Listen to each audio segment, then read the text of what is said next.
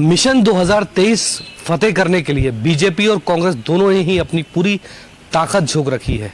लगातार विधानसभा क्षेत्रों में नेता काम कर रहे हैं। कोशिश यही की जा रही है कि अपोजिशन को परास्त करके वो सीट अपने खाते में डाली जाए। आज हम बात करेंगे टीकमगढ़ विधानसभा सीट की।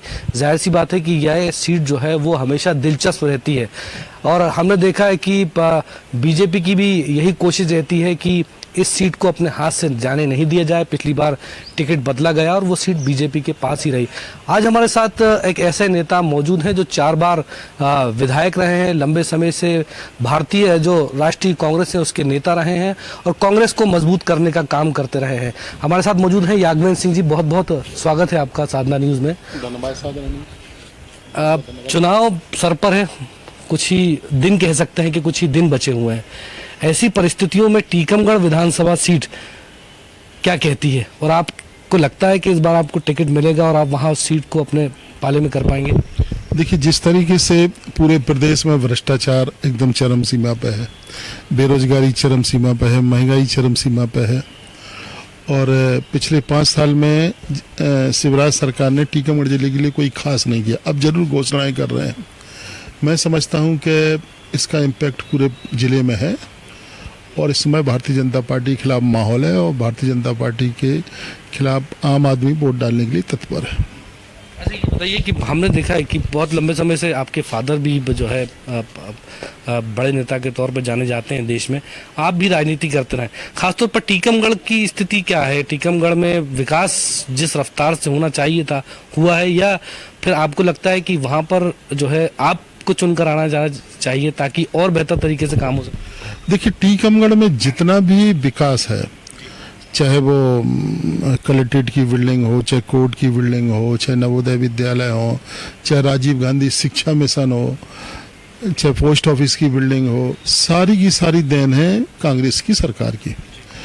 और जब से मध्य प्रदेश में भारतीय जनता पार्टी की सरकार बनी है, खासकर उमा भारती और शिवराज जी की सरकार बनी है, कोई ऐसा अचीवमेंट नहीं है जिसको जो है अपन महिमा मंडित कर सकें, जिसको ये बता सकें कि ये हमारे जिले के लिए बहुत बड़ी देन है। अभी उनने मेडिकल कॉलेज की घोषणा जरूर की है, लेकिन जब हम पिछली घोषणाओं की तरफ ध्यान देते हैं तो छतरपुर का मेडिकल कॉलेज जो सन 22 में घोषित हो गया था, आज तक वहाँ पे 1 इंच मिट्टी भी नहीं डली। दमोई का मेडिकल कॉलेज है, उसके ऊपर भी काम नहीं हुआ। तो हमें ये लगता है कि ये कोरी घोषणा है और इसके ऊपर काम जो है फिर अगले 5 साल 7 साल के बाद होगा। जब तक हमें नहीं लगता कि इसके ऊपर कोई काम की जाए, इसलिए जनता का भरोसा इनके ऊपर नहीं है। जैसे हम आपको बताएं कि अभी हमारे यहाँ एक दुर्घटना हुई थी एक्सीडेंट में और उसमें 7-8 लोग मारे गए थे। मबई गांव की दुर्घटना थी।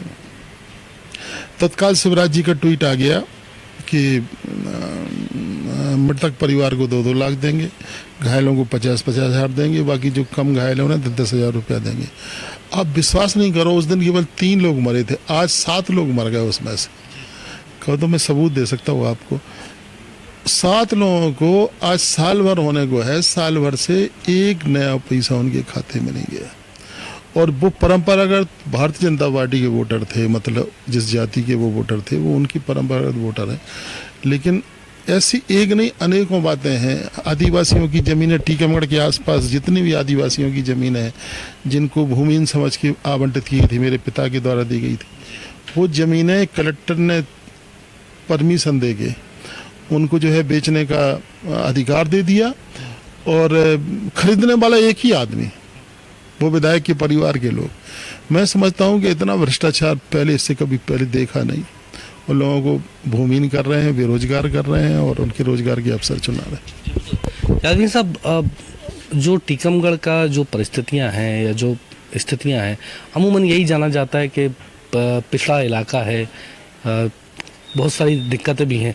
कौन कौन से ऐसे मुद्दे हैं जो लगता है आपको इस चुनाव में वो काम करने वाले हैं? देखिए, टीकमगढ़ को सबसे पहले तो कभी भी इस बात पे पहले जब हमने बड़े उद्योग लगाने की बात करी, खासकर अपने पीरियड में, तो ये मुद्दा आता था कि वहाँ पे आवागमन के साधनों की कमी है।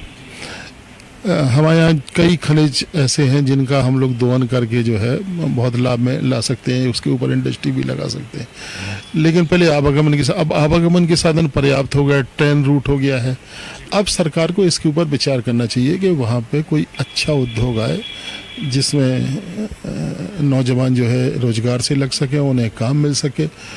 एक तो क्या है कि जैसे मान लो अपन रीवा से अगर चल के आते हैं तो छतरपुर से वाया सागर निकल जाते हैं। अगर आप उस रूट पे ग्वालियर रूट पे जा रहे हैं तो वो निवाड़ी से होके निकल जाता है। टीकमगढ़, केवल टीकमगढ़ आने के लिए आदमी आएगा, बाकी टीकमगढ़ जाता नहीं है कोई आदमी।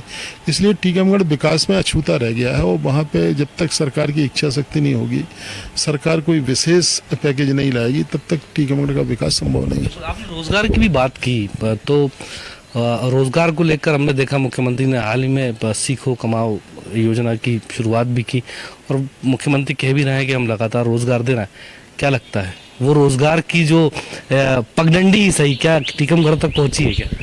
देखिए, ये सब झंझना है, चुनावी झंझना है, ये पकड़ाने की बात है। जिन लोगों ने ITI कर लिया, पहले जो है स्किल डेवलपमेंट के ऊपर बहुत बात करी गई, नरेंद्र मोदी जी ने भी करी और भी लोगों ने करी कि अपन स्किल डेवलपमेंट को प्रोत्साहित करेंगे, उसके बाद जो है वो स्वतः रोजगार में लग जाएंगे।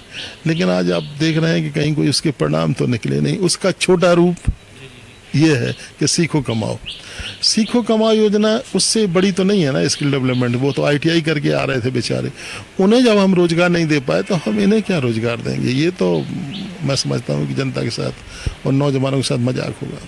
बिल्कुल, आपने टीकमगढ़ की बात करी, लेकिन चूंकि मौजूदा परिस्थितियों में हर कोई तैयारी कर रहा है 2023 को फतेह करने के लिए। 18 का मौका आपके पास था, जीते भी आप, सरकार भी चलाई, गवा दी। अब आपको लगता है कि दोबारा वो मौका आपको मिल पाएगा? क्योंकि बहुत सारी चीज़ें सरकार कर रही है, लाडली बहना योजना जो है वो लेकर आई। इसके अलावा हमने देखा कि हर मंत्रिमंडल की जो बैठक हो रही है, बड़े फैसले उसमें लिए जा रहे हैं, नियुक्तियां की जा रही हैं। जो पेंडिंग मामले थे जिसको लेकर सड़कों पर लोग उतर रहे थे, वो पेंडिंग मामलों को अब जो हटाया जाए, तो कहीं ना कहीं 2018 में जो हो गया, अब आपको उम्मीद है कि 2023 में ऐसा होगा? कभी कभी हम सोचते हैं कि जो सरकार हर 3 महीने में 200 करोड़ 300 करोड़ 3000 करोड़ 2000 करोड़ 3000 करोड़ के जो है वो ऋण ले रही है, प्राइवेट सेक्टर से जो है कर्जे ले रही है, वो सरकार कैसे जो है आगे काम करेगी और कैसे जो है इन घोषणाओं पे अमल करेगा? मुझे तो आश्चर्य होता है कि कैसे जो है इन पे अमल हो पाएगा। अभी प्रदेश में 28,000 घोषणाएं शिवराज सिंह की बकाया है जिनके ऊपर अमल होना है। अब उसमें अगर और 1000 घोषणाएं जुड़ जाएंगी तो आपको लगता है क्या कि ये सफल हो पाएगा? इसलिए हमें ऐसा लगता नहीं। और जिस तरीके से शिवराज सिंह जी घोषणा करते चले जा रहे हैं, आज तक के इतिहास में देखा है कि केवल 2.5 घंटे विधानसभा चली हो, 2.5 घंटा के बाद जो है विधानसभा खत्म हो गई। मैं समझता हूँ कि ये बहुत बड़े फेल्योर हैं और प्रजातंत्र में इस तरीके की बातें किसी भी सफल नेता के लिए उसके फेल्योर के अलावा और कुछ नहीं।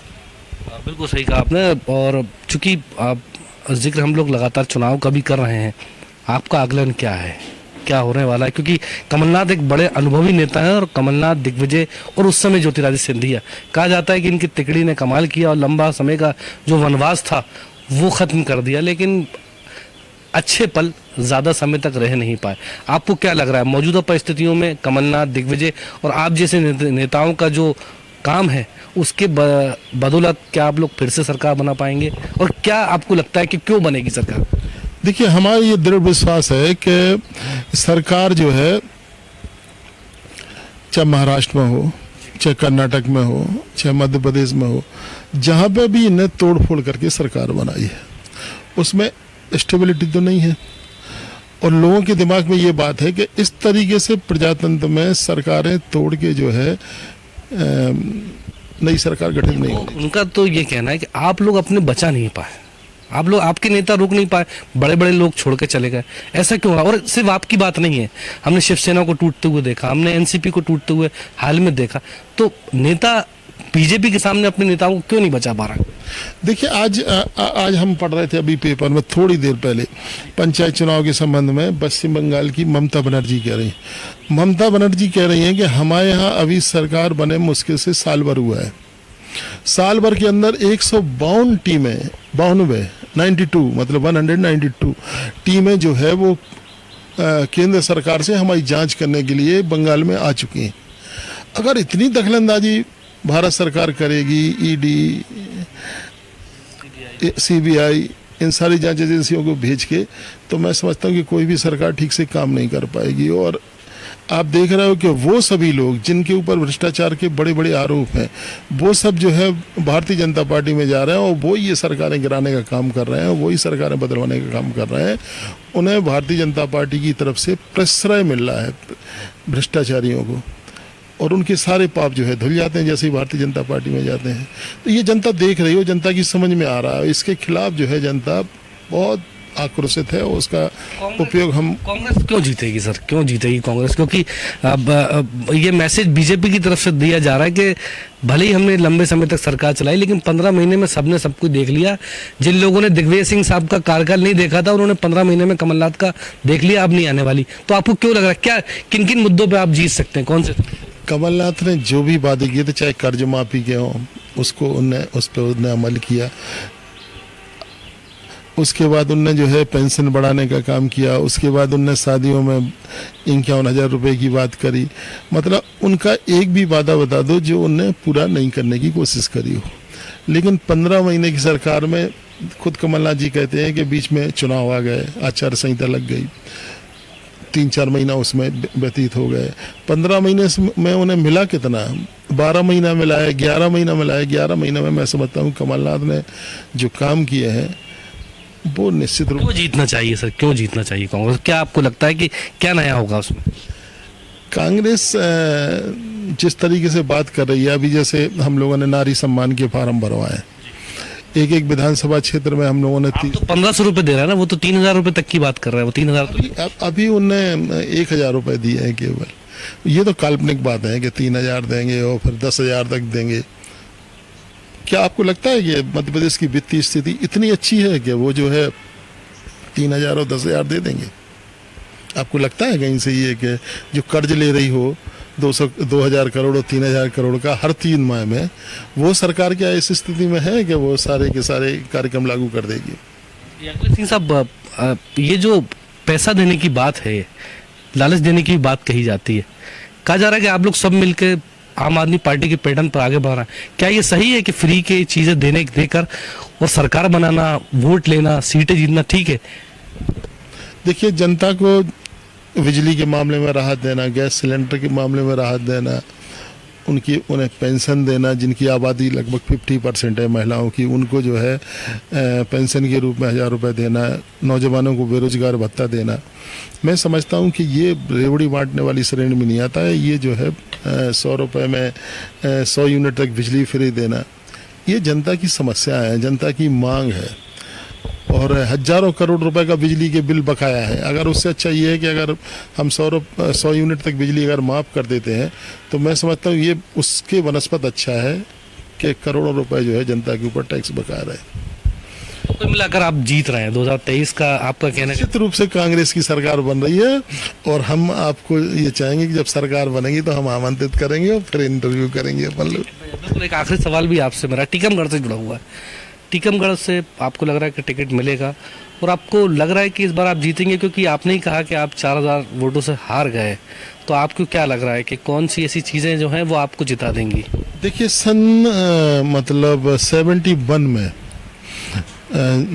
इमरजेंसी से पहले मेरे पिताजी जो है एमएलए थे।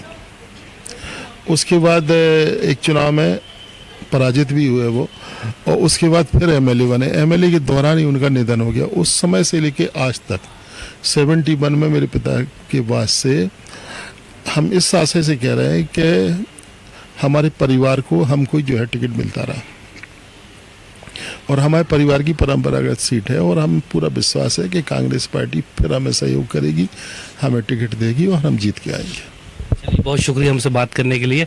तो ये थे याग्ञसेन सिंह जी, जिनका साफ तौर पर कहना था कि वो तो टीकमगढ़ से टिकट उनको मिलेगा ही, वो जीतेंगे भी, लेकिन ओवरऑल अगर बात कर ली जाए तो जो कमलनाथ, दिग्विजय सिंह हो, जो कांग्रेस के बड़े नेता हों, उनके दम पर एक बार फिर जो है मध्य प्रदेश में कांग्रेस की सरकार बनने जा रही है। हालांकि बहुत सारी बातें की जा रही हैं, खासतौर पर जिस तरीके की लोग लुभावनी बातें की जा रही हैं। एक तरफ कांग्रेस ने फॉर्म भरवाए हैं 1500 रुपये गैस का सिलेंडर कम करने की, और तमाम बातें करी हैं। तो वहीं काउंटर करने के लिए बीजेपी भी कई सारी लोक लुभावनी बातें कर रही है। चुनाव का इंतजार करना होगा, रिजल्ट का भी इंतजार करना होगा, और उसके बाद देखेंगे कि किसके दावों में कितना दम रहा।